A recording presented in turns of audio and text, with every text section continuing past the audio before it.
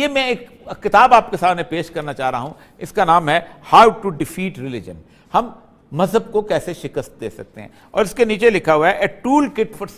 Secular activist, secular activist کے لیے tool kit, کہ سیکولر ایکٹیوسٹ جو ہیں وہ کیا کام کریں، یا وہ لوگ جو کہ سیکولرزم کے تحت حکومتوں میں آ جاتے ہیں وہ کیا کام کریں، اور اس کا رائٹر ہے ریان ٹی کریگون۔ اب اس میں آپ کو وہ اقدامات بتاتا ہوں کہ جو ہماری حکومتیں لے رہی ہیں، اور آج عمران خان صاحب بھی اسی اقدام کو آگے لے کے جاتے ہیں، کیونکہ عمران خان صاحب جو ہے اگر ریاست مدینہ کی بات کرتے ہیں تو اس کی امپلیمنٹیشن کا ماڈل جو ہے وہ ناروے کا پیش کرتے ہیں۔ دیکھو وہ انہوں نے ناروے میں وہ چیزیں نافذ کر دی، کتنی اچھی ہو گئی۔ ڈینمارک کا پیش کرتے ہیں، مغرب کے کسی ملک کا پیش کرتے ہیں، وہ خالصتاً اللہ کے حکم کے تحت تابع چیزوں کو اس طرح نہیں پیش کرتے، کیونکہ ہو سکتا ہے ان کے خلاف لوگ جو ہیں بات کرتے ہوں اور وہ سمجھتے ہوں کہ شاید وہ اس طرح نہ چلیں، اگر چلیں گے تو فنڈامنٹلسٹ کہلائیں گے۔ تو اس کتاب میں 10 بنیادی طور پر اصول بتائے گئے ہیں، اگر ان پر عمل کیا جائے گا تو پھر آپ مذہب کو شکست دے دیں گے اور ملک کو سیکولر بنا دیں گے۔ اس میں پہلا ہے promote and defend secular education, کہ آپ سیکولر ایجوکیشن جو کہ گزشتہ تقریباً 30 سال سے اس ملک میں نافذ ہے، جس میں سیکولر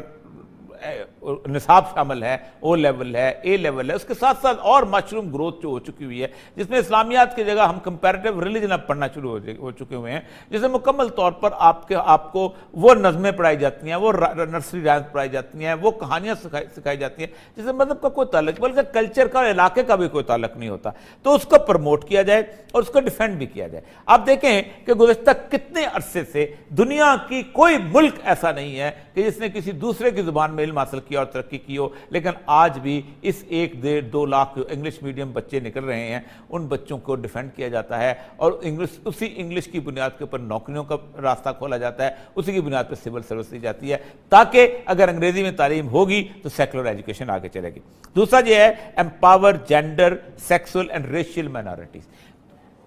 جینڈر اور سیکسول میں مطلب وہ سیکسول مائنورٹی، پاکستان تو وہ بدقسمت ملک ہے کہ دنیا میں کہیں تیسری سیکس کا کوئی وجود نہیں ہوتا۔ ٹرانسیکسولس ہوتے ہیں لیکن ان کو علیحدہ کلاسیفائی نہیں کرتے، کیونکہ یہ ایک ڈیفارمٹی ہے، یہ ایک عیب ہے، ایسی ہے جیسے کوئی اندھا ہوتا ہے، ایسی ہے جیسے کوئی گونگا ہوتا ہے، ایسی ہے جیسے کوئی لنگڑا ہوتا ہے، ایسی ہے جیسے اس کا ذہن خراب ہوا ہے۔ کل آپ کہیں گے پاگل بھی ایک علیحدہ جنس ہے،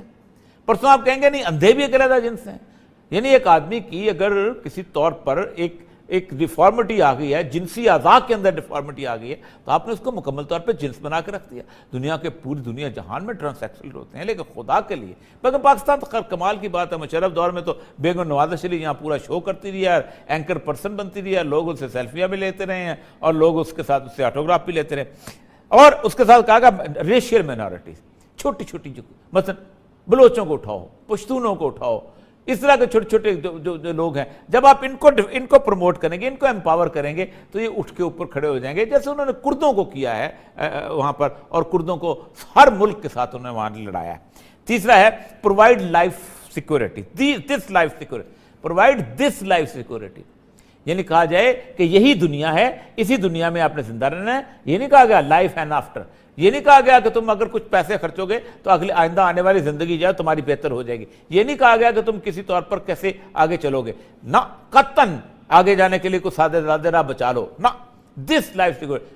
ہیلتھ کارڈ دے دو، سوشل انشورنس کو دے دو، گھر بنا دو، یہ کر دو، کوئی یہی جنت ہے، اسی جنت میں تم نے رہنا ہے تاکہ وہ آخرت کا تصور رہے۔ وراثت مدینہ جو تھی وہ اس دنیا کو کھیتی کر، اللہ رسول نے فرمایا الدنیا تو مزرعۃ الآخرہ، دنیا جو ہے آخرت کی کھیتی ہے، یہاں بیج بو گے آگے جا کے کاٹو گے۔ اگلا کہا گیا encourage sexual liberation for every one, ہر ایک کے لیے جنسی آزادی ہونی چاہیے، یہ چیز۔ اور سب سے عجیب و غریب بات جس سے مجھے بہت کھٹکا ہوں کہ stop subsidising religion and re regulate,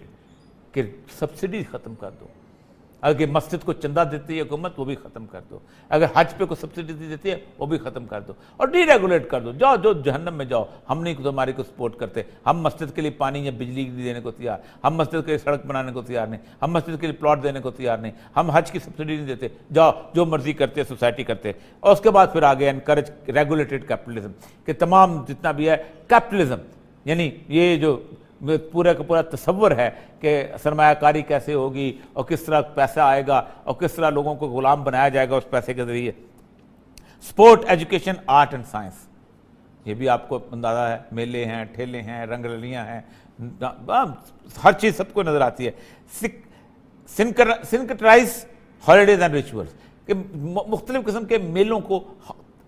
چھٹیوں میں بدل دو. یہ ہولی کی چھٹی ہو رہی ہے, یہ چراغاں کی چھٹی ہو رہی ہے, یہ بسنت کی چھٹی ہو رہی ہے. بسنت بنانے کی کتنی کوشش کی گئی. Change society to the values critical thinking and scientific inquiry. Scientific inquiry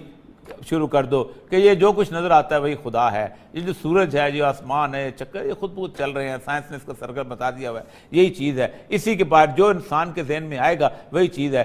علمان بالغیب کا تصور ختم کر دیا جائے اور teach humanistic ethics in the school. لوگوں کو بتاؤ کہ یہ سب کچھ جو سچ بولنا ہوتا ہے, یہ جو جھوٹ نہیں بولنا ہوتا ہے, یہ جو صحیح تولنا ہوتا ہے, یہ لوگوں کی خدمت ہوتی ہے. یہ بیسیکلی انسانیت ہے, یہ مذہب نہیں ہے. حالانکہ یہ سارا کچھ انسان کو صرف اور صرف مذہب نے سکھایا ہے. آج یوں لگتا ہے کہ ان سارے معاملات پر عمران خان صاحب آپ کے ارد گرد بیٹھے ہوئے لوگ مشرف سے بھی زیادہ اس پہ عمل درآمد ہیں, اور آپ اس ملک کو کہاں لے جانا چاہتے ہیں. یقیناً یہ ریاست مدینہ کی طرف قدم نہیں ہے. اگر آپ یہ سمجھتے ہیں کہ اس ملک میں آپ خوشحالی لا کے اس ملک کی اقدار کو تباہ کرنا چاہتے ہیں تو یہ بہت مہنگا سودا ہے, اور یہ قوم کبھی قبول نہیں کرے گی.